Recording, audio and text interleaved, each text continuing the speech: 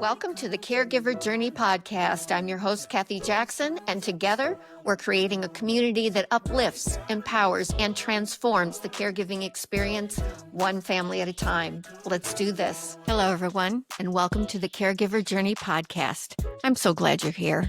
If you joined me last week, thank you for coming back. And please continue to make this podcast part of your weekly listening routine. And if you're new, sit back, relax, and let me get you quickly up to speed. This is a place where you can come every week to be part of a caregiver community that is positive, uplifting, relevant, and informational. This is a podcast for caregivers and their families. We're going to talk about a wide range of topics that include all the hits, family dynamics, mental health, fitness, intimacy, spirituality, you name it. Nothing is off the table. But most importantly, I want this to be a place where we focus on the caregiver and commit to making those who serve others every day feel supported, loved, encouraged, and not alone in this journey. And for the families listening, I hope this podcast helps you better understand how to engage in this journey and to grow closer as a family unit. If you joined me last week, I shared some of my journey up to and including my husband Mike's diagnosis of early onset Alzheimer's and my selection in what I call the first round of the family caregiver draft pick. If you haven't already, I would really encourage you to check out episode 1 because you'll have a better understanding of the family dynamics that were at play in my particular situation. But in short, my husband and I were married in 2010 with a blended family of 4 adult children out and on their own and 2 teenagers in the home. It was our third marriage, and for those who've been down this road before, especially with children, you know the complexity of that and the range of emotions, some judgment, and sometimes what I call moral high ground or low ground for that matter. That can span not only across the immediate family, but the extended family as well. And a difficult diagnosis only adds layers of complexity to that dynamic. If there are already issues or challenging circumstances in the family, pick your poison, a health issue can now add fuel or water to the fire. I shared with you last week that prior to Mike's diagnosis, he had lost his 27-year-old son, and I had been battling thyroid cancer. I've been asked many times if I thought those events contributed to the acceleration of Mike's Alzheimer's. I'm not a doctor, but in my humble opinion, I would say yes, I believe it was a factor. You have to ask yourself, at what point does the brain and the heart say, enough is enough? Once we had clarity on what was wrong with Mike, looking back, things started to finally make sense. For example, taking an hour to hang one picture on the wall, measuring and remeasuring again and again, blank stares off into space, often for minutes at a time, standing in the middle of the living room confused about why he was even there, unable to make decisions about anything.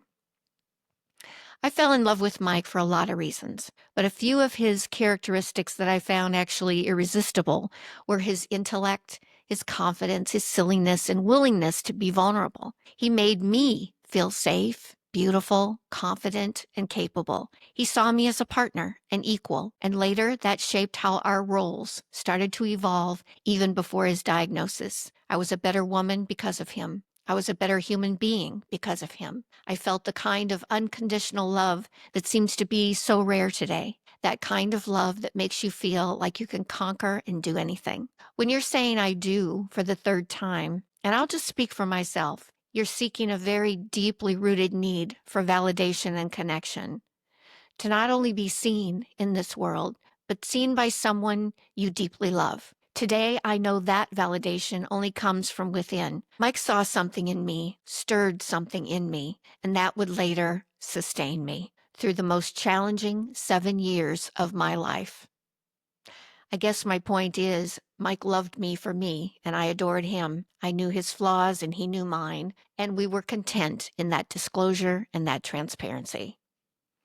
And I was quite content operating in his shadow, but that was not what Mike had in mind, and that's not what God clearly had in mind. I was working for Mike when we first met. Shortly after we fell in love, I left the company and pursued other opportunities. But while I was still there were no perks because of our relationship. He was the CEO and I was a senior VP. He was always pushing me to do better, reach higher, to stretch my own boundaries and expectations of myself. I remember after a presentation I did for our board of directors, I returned to my seat next to Mike, quite pleased with myself, and he shoved a cocktail napkin at me with a number of little ticks and lines on it. And I asked, "What's this?" He said, "This is the number of times you said the word certainly during your presentation. You need to start eliminating those filler words from your vocabulary. It's unacceptable." Whoa, I was expecting a compliment. Instead, I got dressed down. But I knew from what place this feedback was coming.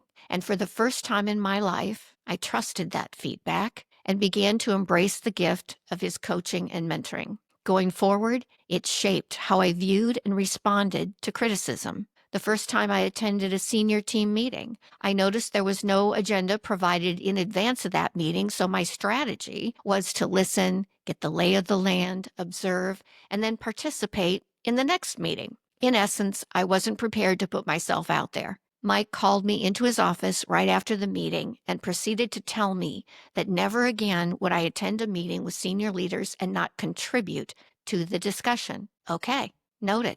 And then my response back was, "Mike, if you'd send out an agenda in advance of the meeting, leaders would prepare better.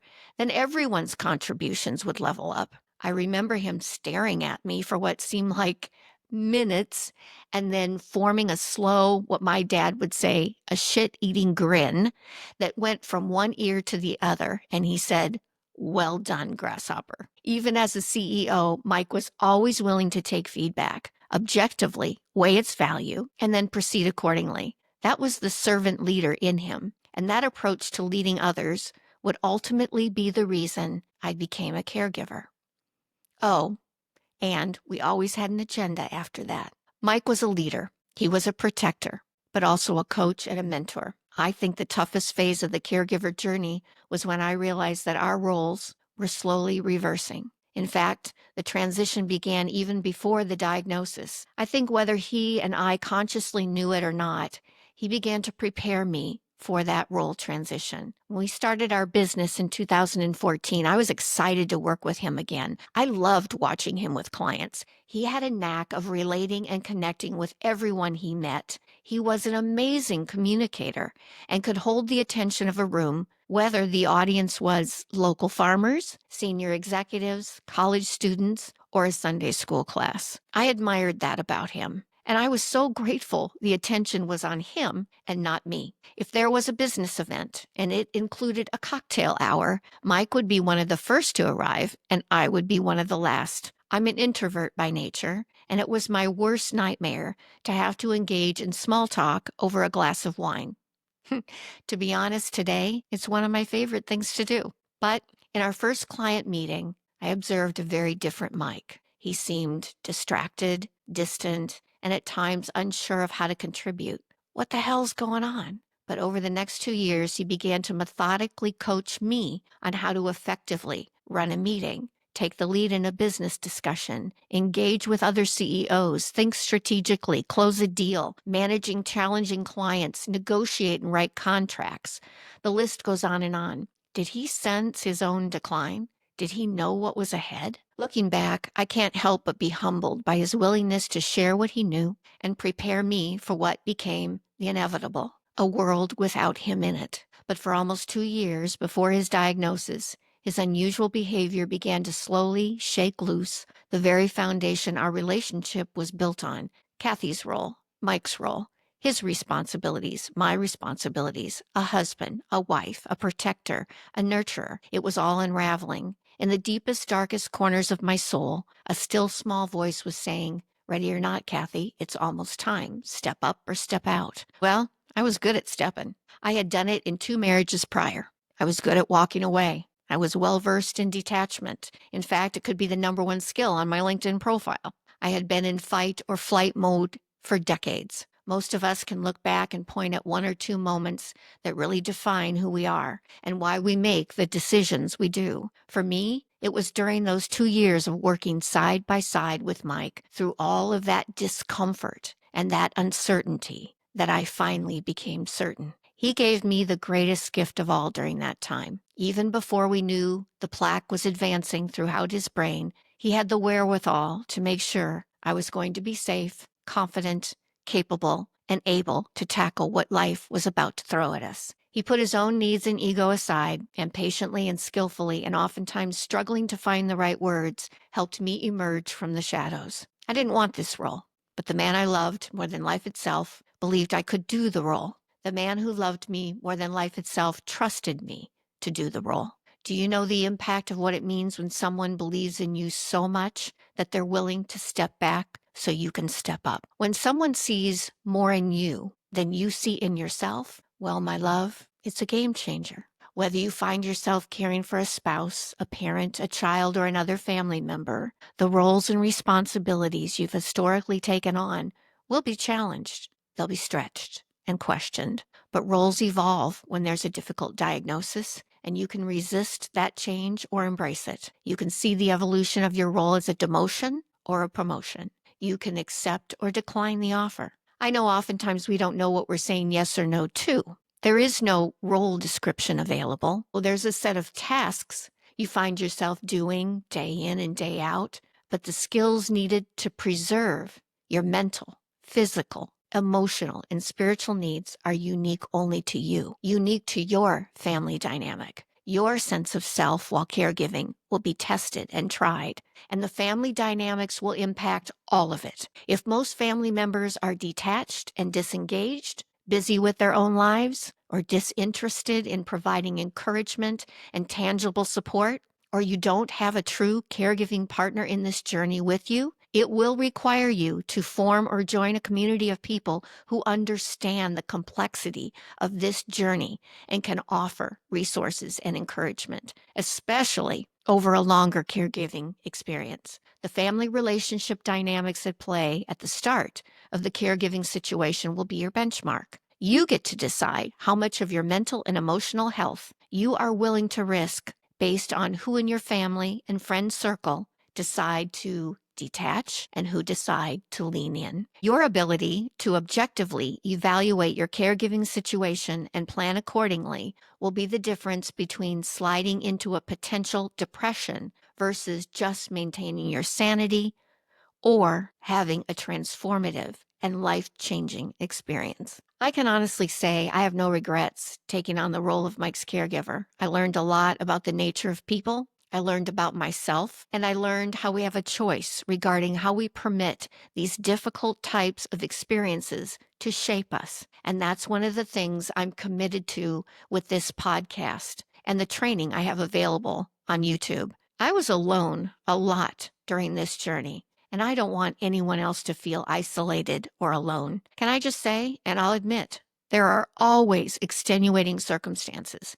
No doubt. Shame on those who know a caregiver who has unselfishly taken on a stressful and challenging situation for the family and yet don't even offer a word of encouragement, help with an errand, or relieve the caregiver for an hour so they can get some rest. Until you walk in those shoes, you have no idea the level of exhaustion and stress some caregivers experience on a daily basis. I'm challenging any family or friend not caregiving to check in on a family caregiver and make sure they're okay. Ask if they need anything. How simple is that? A small act of kindness will go a long way in this journey. Now, with that, I'm wrapping up this portion of the podcast and introducing the next segment, Asking for a Friend. My 14-year-old granddaughter is back this week to share some of her thoughts about teenagers and caregiving. Now, here's Asking for a Friend.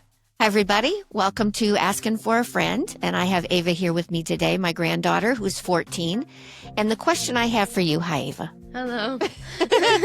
The question I have for you today is, so what kind of role can a teenager play when there's caregiving in the home or in one of the homes of the family? What can you do to support and be available? What are some things, ideas you have?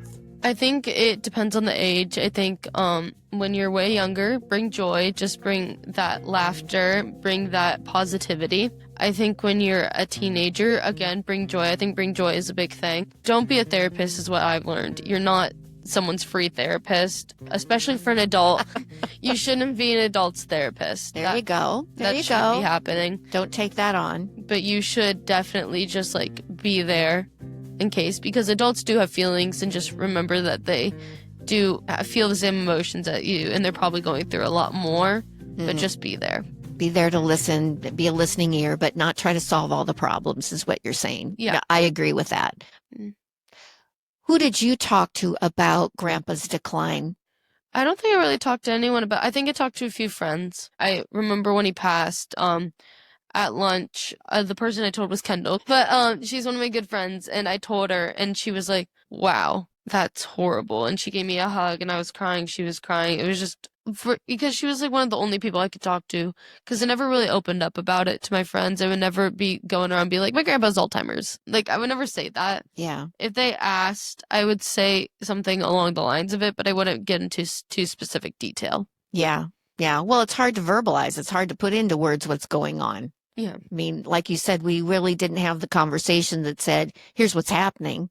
So you were trying to figure all this out a lot on your own, which is really great advice to parents to say that's why having good, candid conversations with your teen in the home matters and makes a difference. Let's talk a little bit about when a loved one passes, when a family member passes. And you were sitting next to me for Grandpa's celebration of life.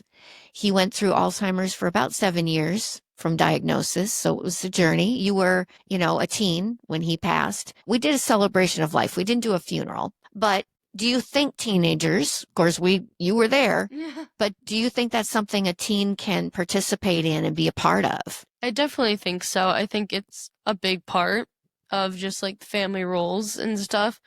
And you're there. You're listening to memories. You're listening to stuff, how great they were.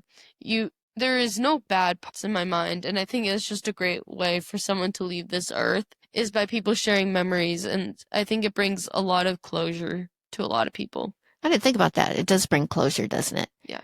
All right. So let me ask you this. After the service and everybody's gone home and now we're dealing with the reality that, your grandpa passed, how did you manage through that? Was there anybody you talked to? I still didn't really talk to anyone. I mean, I talked to my mom a little bit. It was hard. I went home. I didn't know how to feel. I was still really numb about it. I went to school the next day. Kind of just was floating. It felt like I was floating, like I wasn't in my body. It was just really hard. Yeah. Because losing someone, no matter who they are, is really difficult. And I just didn't know how to react. I think a few weeks later, I think I just broke down crying just by myself. I think I was watching like military videos, and then I just started crying and thinking about everything. And then I was just like bawling my eyes out, and I couldn't stop, but I felt like, okay, this is what I needed. That is what you needed. There was some relief there, maybe? Yeah. Yeah, I can't imagine holding all that in and trying to be strong for your mom and trying to be strong for me and, recognizing that was the last time we were going to see Grandpa. That was the reality of that as a teenager is a really hard thing to get your brain wrapped around, I would imagine. Yeah. Well, thank you for that, Ava. I really appreciate it. Appreciate all your insights on these segments, Asking for a Friend. Thanks. Welcome. All right. Bye, everybody. Bye. Welcome to Where in This Mess Are You, God? While thinking about my journey with Mike and how our roles evolved as his health declined, I remembered how each of the disciples had their vocations or jobs before they became followers of Christ. For example, Peter, Andrew, James, and John were fishermen by trade. Matthew was a tax collector, and I guess I'd put Simon's side hustle was a political activist, and Judas Iscariot was in the financial field, and Paul was a tent maker. Imagine making that pivot from a career you were trained to do and earn a living at to learning on the job, putting aside your own hopes and dreams to help someone else achieve theirs, doing menial and oftentimes demeaning tasks, getting very little thanks for your contributions, and risking and sacrificing it all for a greater purpose. In the verse Matthew 25:40, Jesus speaks to how God views serving others. He stated, "Truly I tell you, whatever you did for one of the least of these brothers and sisters of mine, you did for me." The assignment of caregiving is a demonstration of the greatest kind of love. It is the most selfless, kind of love. I know it couldn't have been easy for many of the disciples to leave their families, their homes, their routine, and their way of living to serve. And I know it can't be easy for you. If someone hasn't told you today, you are among the elite. You were selected for this role for a reason. You are doing the kind of work that is considered of the highest nature. When this caregiving journey is over and you look back on this experience, there will be moments of reflection that will simply take your breath away. It is one of the highest honors to be present when the human condition is in struggle, whether moving towards healing or towards passing. I want to remind you that you're not alone in this journey. God is partnering with you in this mess. Thank you for listening. Next week on the Caregiver Journey, our theme is Good God, It's Good Friday. We're going to talk about the holidays and caregiving. Please share this podcast with someone who needs to hear it. And until then, take care of you as much as you take care of others. Bye.